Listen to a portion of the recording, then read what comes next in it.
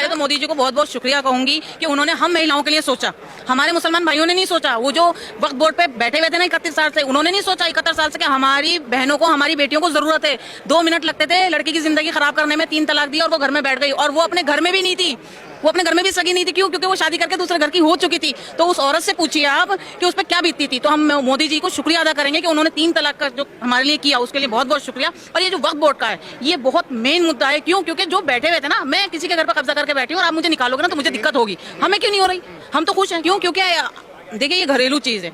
अगर हमें ये ताकत मिली है कि हमें तलाक नहीं मिल सकती, तो हम सामने वाले को इस चीज का डर होना चाहिए। हमारे घरों में क्या सिखाया जाता था? रोटी गोल बननी चाहिए। मोदी जी की सरकार आने के बाद कहा कि औरत को डिपेंड होना चाहिए, अपने ऊपर इंडिपेंडेंट होना चाहिए, पढ़ना चाहिए। हमें इस जगह पर खड़े करने वाले सिर्फ मोदी जी हैं, क्योंकि आज हम बड़ी हिम्मत से खड़े हैं। उसके पीछे सारी वजह सरकार की है। पहले नहीं किसी और सरकार ने औरत को आगे करा है?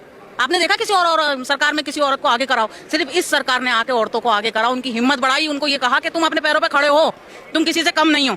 बराबरी अगर हमें दी तो हमें मोदी जी की सरकार से क्या फायदा होगा? जैसे आप कह रही हैं, जैसे आप कह रहे हैं कि वक्त से भी गरीब महिलाओं को फायदा होगा, क्या फायदा होगा? फायदा होगा जिन बेवाओं को उनको थोड़ी मदद के लिए मिलना चाहिए, उनको हक मिलना चाहिए, यतीम बच्चों को मिलना चाहिए, वो मिलेगा इंशाल्लाह ताला, सबको देखा जाएगा। अब नहीं मिला, 31 साल में नहीं मिला। 10 बंदों को देके दिखा दिया हमने, 10 को दिया है। बाकी लोग कहाँ हैं आप बताइए ना, उनके घरों में देखिए ना कहाँ है। और 10 में भी एक देके साइन कराया गया है इसके गवाह में। वो तो पक्का चोर था। कौन? जो पहले अमरतुल्ला से पहले वाला भी चोर था, वो बहुत बड़ा, वो डकैत था। वो डकैत था, वो चेयरमैन वक्फ बोर्ड का। और जो अमरतुल्ला है वो चोर, वो डकैत, दोनों। गरीबों को, बड़ों को जिम्मेदारी दी जाती है, इन्हें जिम्मेदारी दी जाएगी ना, गरीबों के लिए दी जाएगी कि गरीबों को सहायता करें, उनके लिए खड़े रहें। अब वो आना पसंद नहीं करते, खड़ा होना पसंद नहीं करते। ठीक है, हम फाड़ के फेंकवा देंगे ये हमारे। उनके खिलाफ है तो फाड़ेंगे ही। सुनिए, तेजस्वी जो है ना, तेजस्वी का जो बाप है लालू यादव, वो चोर डकैत, ठीक है ना जी। चोर का बेटा बदमाश, चोर का बेटा गुंडा। वो तो गुंडे हैं, वो तो कुछ भी कर सकते हैं, फाड़ भी सकते हैं, तोड़ भी सकते हैं। वो गुंडे बदमाश हैं, लुटेरे हैं, ठीक है। अब तक उन्होंने क्या किया? गरीब, मिस्कीन, लाचार, मजबूर जो मुसलमानों का हक होता था, वो हक जो है इन लोगों से, जितने आम आदमी पार्टी, कांग्रेस, एसपी, बीएसपी के जो दलाल थे, दलाल नेता नहीं थे वो, दलाल, उन दलालों पे शिकंजा कसा जाएगा। मैं तो कहता हूं मोदी जी कड़ी से कड़ी कार्रवाई करो और इन दलालों पे शिकंजा कसो। इनके खिलाफ अब से 27 साल पहले से इनकी सबकी जांच होनी चाहिए। अभी अमानतुल्लाह जैसे जेल में गया था, अमानतुल्लाह पे आरोप लगे, इससे पिछले वाला जो चेयरमैन था उसकी भी जांच होनी चाहिए कि 10,000 करोड़ का आदमी, एक दूध बेचने वाला विधायक 10,000 करोड़ का आदमी आज कहां से हो गया? उस पर 10,000 करोड़ रुपया कहां से आया? उसकी जांच होनी चाहिए। क्यों नहीं होती उसकी जांच? सबकी जांच होनी चाहिए। उसकी तैयारी में आप लोग नहीं लगे हुए हैं? प्रोटेस्ट और धरने की बड़े, जैसे कह रहे हैं बहुत सारे मुस्लिम संगठन की, हम लोग तैयारी में अभी रूपरेखा बना रहे हैं और बिल्कुल हम कफन बांध के निकलेंगे रोडों पे दिल्ली तक। ये मुस्लिम संगठन नहीं है, ये राजनीतिक संगठन है। जितने भी मुस्लिम, कांग्रेस, आम आदमी पार्टी, एसपी, बीएसपी के जो मुस्लिम हैं, जो शरीफ आदमी है, गरीब आदमी है, अभी उसको तो कुछ नहीं पता कि वक्फ का क्या कानून है, क्या पास हुआ है, क्या नहीं हुआ। उसको तो डराया जा रहा है कि तुम्हारे कब्रिस्तान ले लेंगे, तुम्हारी मस्जिदें ले लेंगे, तुम्हारे मदरसे ले लेंगे। अरे भाई, आप तो ये देखो कि अजमेर शरीफ में, निजामुद्दीन साहब में, तुम वक्फ में 50-50 रुपए, 25-25 रुपए जो किराया देते हो, वक्फ में जमा करते हो, और 1-1, 1.5 लाख रुपए महीना जो किराया ले रहे हो, तुम्हारी काली कमाई जो है वो जाएगी, उन पर शिकंजा कसा जाएगा, शिकंजा कसा जाएगा।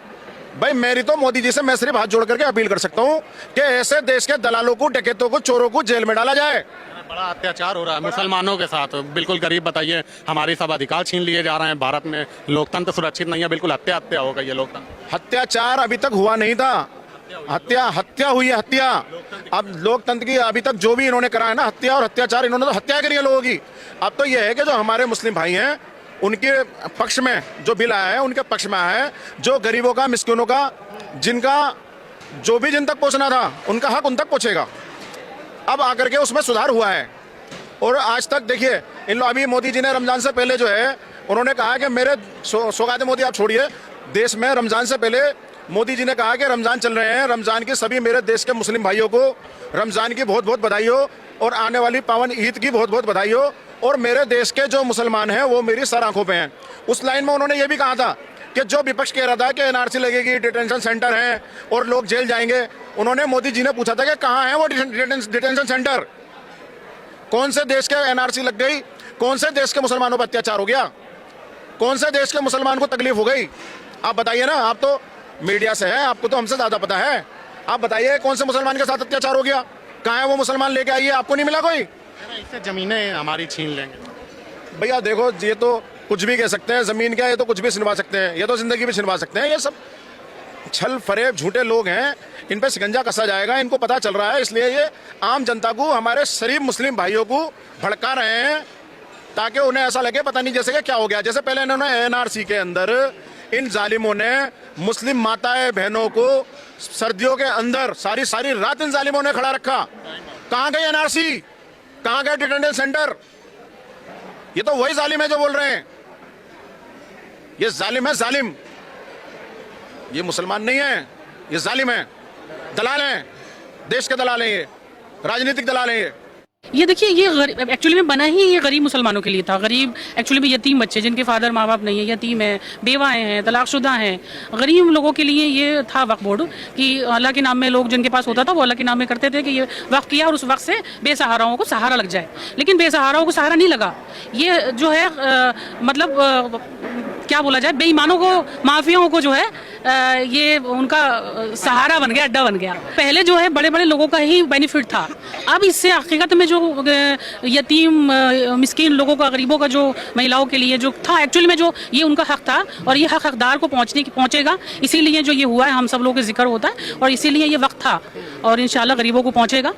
लेकिन कह रहा है